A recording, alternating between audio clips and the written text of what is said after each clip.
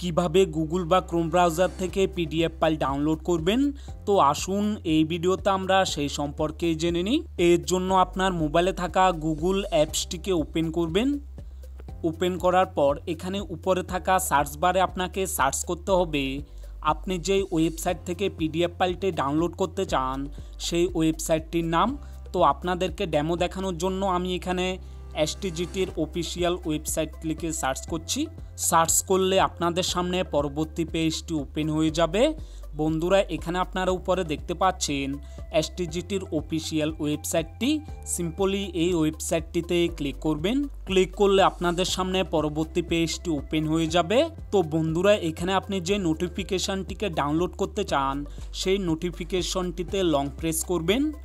Long press করলে আপনাদের সামনে এরকম একটি মেসেজ শো করবে। তো এখানে আপনাকে নিচে থাকা ডাউনলোড লিংক অপশানে ক্লিক করতে হবে। ক্লিক করলে আপনাদের পিডিএফ ফাইলটি ডাউনলোড হয়ে যাবে। তো বন্ধুরা, এখন এই ডাউনলোড করা পিডিএফ ফাইলটি কোথায় সেভ হয়েছে তা দেখার জন্য আপনাদের মোবাইলে থাকা ফাইল ম্যানেজার অ্যাপ্লিকেশনকে ওপেন করতে হবে। ওপেন করার পর এখানে একটি অপশান দেখতে পাবেন ডকুমেন্ট। সিম্পলি এই ডকুমেন্ট অপশানে ক্লিক করবেন। ক্লিক করলে আপনাদের সামনে পরবর্তী পেজটি ওপেন হয়ে যাবে। বন্ধুরা, এখানে আপনারা উপরে দেখতে পাচ্ছেন এসটিজিটি সোশ্যাল সায়েন্স। তো এই অপশানটিতে ক্লিক করবেন। ক্লিক করার পর এখানে নিচে থাকা পিডিএফ অপশানে ক্লিক করবেন। ক্লিক করার পর এখানে আপনারা দেখতে পাচ্ছেন এসটিজিটির সিলেবাসটি এখানে ডাউনলোড হয়ে গেছে।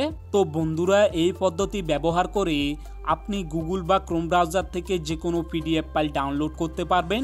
ভিডিওটি যদি হেল্পফুল হয়ে থাকে কমেন্ট করে অবশ্যই জানাবেন। আর চ্যানেলটিতে যদি নতুন হয়ে থাকেন চ্যানেলটিকে অবশ্যই সাবস্ক্রাইব করবেন।